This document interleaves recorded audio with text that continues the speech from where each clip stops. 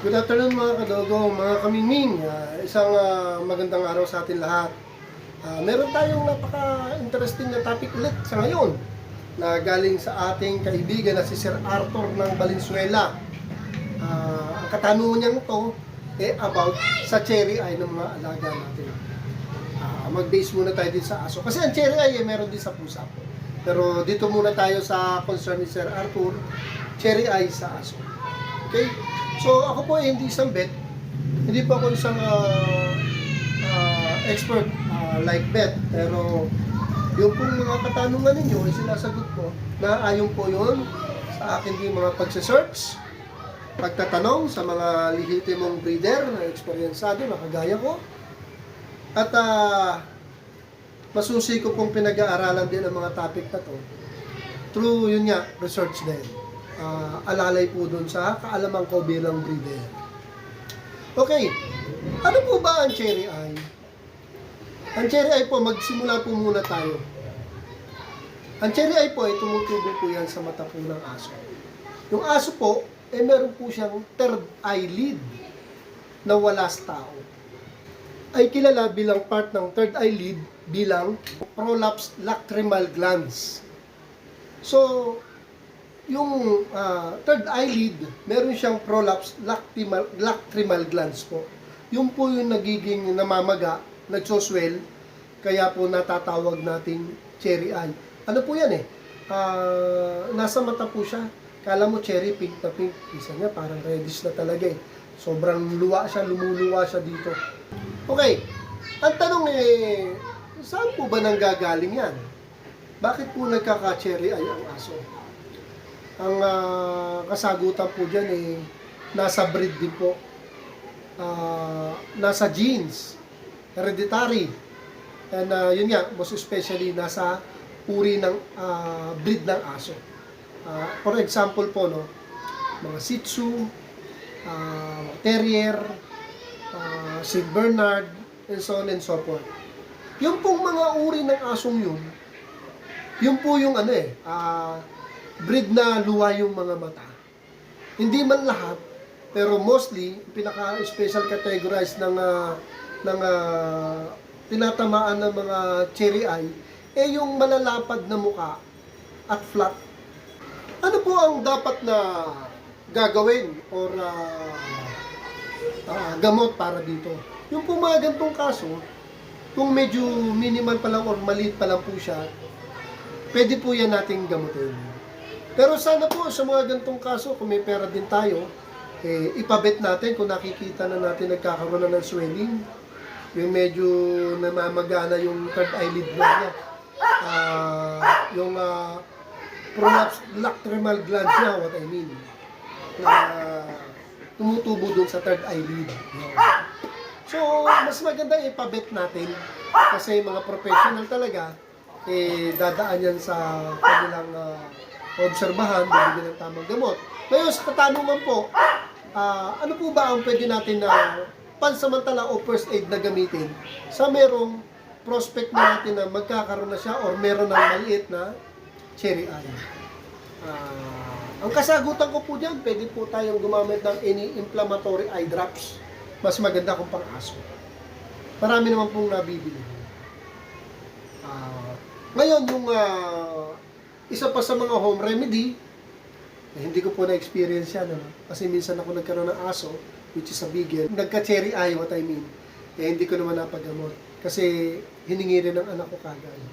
So, ang mga ginagamit na home remedy po niyan, yun nga po, yung anti-inflammatory eye drops. Nakakabili po tayo niyan sa mga pet shop. And pwede raw po natin siyang aktual na masahihin yung mismong mata. Parang minamasahin natin, medyo may konting ini-insert natin ng konti yung muscle nung third eyelid na tinutubuan ng cherry eye. Nakakatulong daw po yun. Tapos, hindi lang po yung pagmamasahe, pwede rin po natin gawin yung hot compressing. Yung beam po na medyo mainit-init ng konti, itatapan natin doon sa part na malapit doon sa cherry eye. Or baka pwede rin sa mismo cherry eye. Kaya lang kasi, kung cherry eye ang pupuntirin natin, nandun na yung mata. Siguro dito lang. Hindi yung concentrated sa mismong mata. Yung concentrate tayo sa may cherry eye. Yun po, no? Again, pwede tayo gumamit ng anti-inflammatory eye drops. Pwedeng massage. Imamassage natin ang finger natin. Siyempre, gentle lang, ano? Tapos, yun nga po, pwede tayong gumamit ng hot compressing. Gamit ang mga towel. Kailangan malinis po. Okay? Pero po, uulitin ko po. Yung kasing cherry eye, kung medyo malaki na po siya, sabi nga, pwede nga makuha sa mga home remedy, pero pag talagang malaki na po, nangangailangan na po yan ng tulong ng veterinary. Kailangan na po siyang ma-surgery. Hindi na po natin matatanggal yung kundi po surgery na talaga.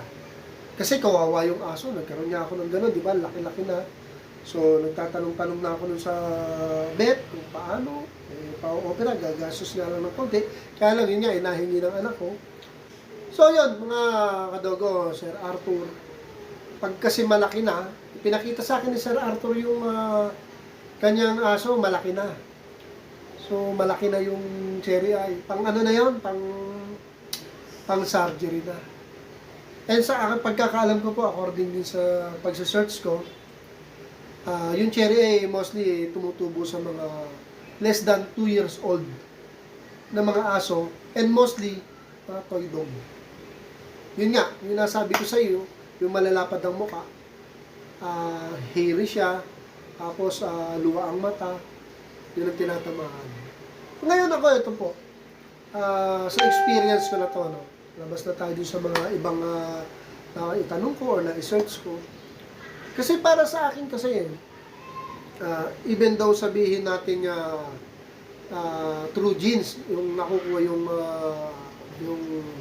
cherry eye, let's say sabihin na natin may cherry eye na, may abnormality na ng eyelid, at lumabas na yung prolapse lacrimal glands niya, medyo swelling na, nakakapagpalala para sa akin, sa experience ko po to ha, sa experience ko po to, nakakapagpalala po sa cherry eye, yung mga balahibo po ng aso natin, na lagpas sa mata. Magsasample po ako ha, naagapan ko lang nung dati yung aking Shih Tzu pero namumula na mata nun. May konting swelling, yun talaga maliit pa. Naobserbahan ko, kasi hindi naman natin lagi napapaliguan ng mga Shih Tzu. Yung balahibo nila minsan marumi, tapos yung mata nila convex. Alam niyo po yung convex? Kasi dalawang klase yan. Hindi naman mata, wala sa mata to. Yung concave kasi na tinatawag, hindi to mata ha. Yung concave kasi is palubog na pabilog. Yung convex po, pausli siya. Ang example sa convex type, pagdating sa mata, yung mga fish eye, yung nakaumbok na gano'n, nakaumbok siya. So, mga kadogo, kung nakaluwa ang mata ng alaga natin, at meron pang nakabanggel ng mga balahibo, at yung balahibo pong yun, madumi, at tumatama dun sa mata, dun sa prolapse lacrimal glands niya na medyo nag-swell na, tumatama pa yung balahibo. Tapos may bacteria pa yung balahibo, na hindi naman natin naliliguan. Ano po ang magiging reaction ng lacrimal glands? Siyempre, lalong mamamalas. Kaya ang nagpapalala talaga sa cherry eye, sa experience ko, dahil din po sa mga balahibo. Kaya mas maganda kung yung, let's say, yung example na tayo, sa Shih Tzu, Shih Tzu. Maganda yung tatali natin or gugupitan, kasi never ko nang pinapalagpas yung mata ng adult Shih Tzu ko. Kasi pag tumatawad din, kakairita. Pag na-irritate yun, at napasukan ng bacteria or germs, di ba, may kakakos pa nga ng mga cataract, mga ganyan, cherry eye. Yun, sa tingin ko, gano'n, kasi mostly talaga, gano'n na mangyayari, kasi may swelling na tapos tatamaan pa ng balahibo, di ba, ma-irritate sila, maaaring kamutin pa yan. Kaya sabi ko, yung balahibo, may bacteria pa, lalong mamamaga. Pero again yung po sinabi kong balahibo na yon, hindi naman yun yung cause ng cherry eye. Cause lang po yung para lalong mamaga. Pero talaga ang cherry eye nga, uulitin ko, Dahil po yan sa prolapse lacrimal glands ng third eyelid ng aso po natin. May swelling po yun. Nagsuswell na siya. Kaya pag napabayaan, lumuluwa na po siya dito. Laki-laki dito. Kawawa naman ang mga alaga ng aso. Kaya mas maganda na po, sundin natin itong sinabi ko sa inyo na home remedy hanggat maaga. May makita pa lang tayong pamumula ng mata, gamitin na natin to. Huwag na natin hintayin may lumawit pa na lacrimal glands na may swelling na. Kasi magtutuloy-tuloy na po yun. Hindi naman po natin nababantayan ang alaga natin from time to time. Mamaya nakakamot, mamamagana talaga yun. Okay? So, yun po. Sana po na-adapt ninyo or may natutunan kayo sa ating simple vlog today about sa cherry eye. Importante po yung first aid. Yun po ang pinaka-importante. And kung talagang tayo may budget, mas maganda kung may makikita na tayong activity na hindi normal sa mata niya, nagmumula na o swelling na, i-bet na natin. Sila kasi po ang professional. Ito po ay according lang po to sa experience ko at sa mga pagtatanong ko sa mga kakilala natin na experienced breeder din. At of course, number one pagsa-search ko rin through internet. Okay. So, Sir Arthur, ito si Sir Arthur, nagkakandak na magkita raw kami sa SM. Sangandaan na lapit sa akin, papakita niya yung kanyang alaga.